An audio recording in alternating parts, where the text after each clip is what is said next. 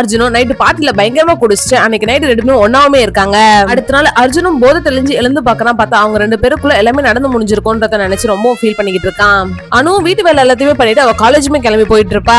அனு கிட்ட டான்ஸ் ஆடும் போது மிஸ்பிஹேவ் பண்ண அந்த பையனுமே இப்ப திரும்ப அனு கிட்ட தப்பா நடக்க பாக்குறான். அனுவுமே வாஷ்ரூம்ல இருந்து அழுதுகிட்டே வெளியே வரத பாக்குற அர்ஜுனுக்கு ஏதோ தப்பா இருக்குன்றது புரிய வருது. ஆனா அர்ஜுனும் இப்ப அனுவை கூட்டு போயிட்டு அவகிட்ட தப்பா நடந்துக்க பார்த்த அந்த பையனை போட்டு பயங்கரமா அடிச்சிடுறான். அனுவும் அர்ஜுன் கிட்ட ரொம்ப பாசமா இருக்க ஆரம்பிச்சிடுறா. அனுவுமே இப்ப பிரெக்னென்ட் ஆயிட்டு இருப்பா. அந்த விஷயத்தை அர்ஜுன் கிட்ட சொல்லலாம்னு சொல்லிட்டு ஹாப்பியா போறா. அர்ஜுனும் அனு கிட்ட நீ ஹாப்பியா இருக்கியா அப்படின்றத கேக்குறான். ரொம்ப ஹாப்பியா இருக்கேன் அப்படின்றத சொல்றான். அதுக்கு அர்ஜுனும் ஹாப்பியா இல்ல அனு, என் வாழ்க்கையை நினைச்சா எனக்கு பயமா இருக்கு. நீ என்ன பழிவாங்கன்றதுக்காக தான் கல்யாணம் பண்ணிக்கிட்ட.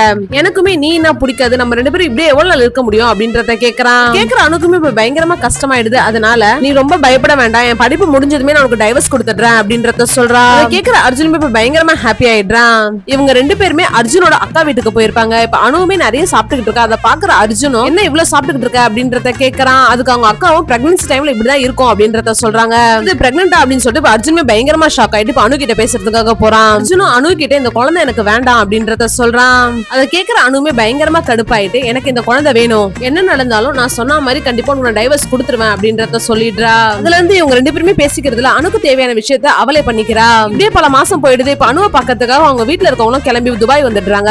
எல்லாம் ஒன்னா உட்காந்து சாப்பிட்டு இருப்பாங்க. அப்ப அனு நிறைய சாப்பிட்டு இருப்பான்றதுனால இப்ப அர்ஜுனும் அவளை பார்த்து கிண்டல் பண்ணிக்கிட்டு இருக்கான். அதுல கடுப்பான அனுவே இப்ப அர்ஜுன் மூஞ்சில தண்ணி ஊத்தி விட்டுடுறா. அர்ஜுனோட அக்கா பையனும் அனு உட்காந்துட்டு இருப்பாங்க. அப்ப வயித்துல இருக்க பாப்பா கிக் பண்ணும். அது அந்த குட்டி பையன் ஃபீல் பண்ணுன்றதுக்காக வயித்துல கைய வச்சு அதை ஃபீல் பண்ண வைக்கிறா. அந்த நேரம் பார்த்து அர்ஜுனுமே அங்க வந்துடுறான். குட்டி பையனும் மாமா பாப்பா கிக் பண்ணுது வாங்க அப்படின்னு சொல்லிட்டு அர்ஜுனோட கையை எடுத்துட்டு போயிட்டு அனுவோட வயிறு மேல வைக்கிறான். அந்த குழந்தை கிக் பண்ணதை ஃபீல் பண்ண அர்ஜுனுக்குமே இப்ப பயங்கரமா எமோஷனல் ஆயிடுது. அனுவோட மெடிசன் எடுக்கிறதுக்காக அனுவோட ரூமுக்கு போறான். பார்த்தா அந்த ரூம் ஃபுல்லா அனுவும் அர்ஜுனும் சின்ன வயசுல இருந்து இப்ப இருக்க எடுத்துக்கிட்ட போட்டோ எல்லாமே அங்க ஃப்ரேம் பண்ணி வச்சிருக்கா. அதை பாக்குற அர்ஜுனுக்குமே அனு எவ்வளவு லவ் பண்றான்றது இப்பதான் புரிய வருது. அர்ஜுனுமே இப்ப அனுக்கு தேவையானதெல்லாம் பார்த்து பார்த்து பண்ண ஆரம்பிக்கிறான். இப்படியே கொஞ்ச நாள் போய்கிட்டு இருக்கு. இப்ப அனுமே அர்ஜுனை கூப்பிட்டு டெலிவரிக்கு முன்னாடி நம்ம ரெண்டு பேரும் டைவர்ஸ் பண்ணிடலாம்னு சொல்லிட்டு அந்த பேப்பரையுமே எடுத்து கொடுக்குறா.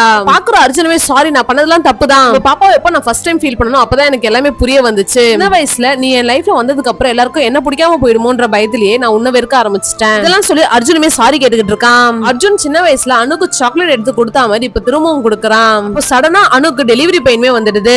இப்போ ஹாஸ்பிடல் கொண்டு போய் அட்மிட் பண்ணிட்டு இருப்பான். இப்போ அவங்க ஃபேமிலிக்கு எல்லாருமே அங்க வந்துடுறாங்க. இப்போ அந்த குழந்தையுமே நல்லபடியா பிறந்துட்டு இருக்கோம். இப்போ அனு அர்ஜுனுமே ஒன்னா சேர்ந்துடுறாங்க.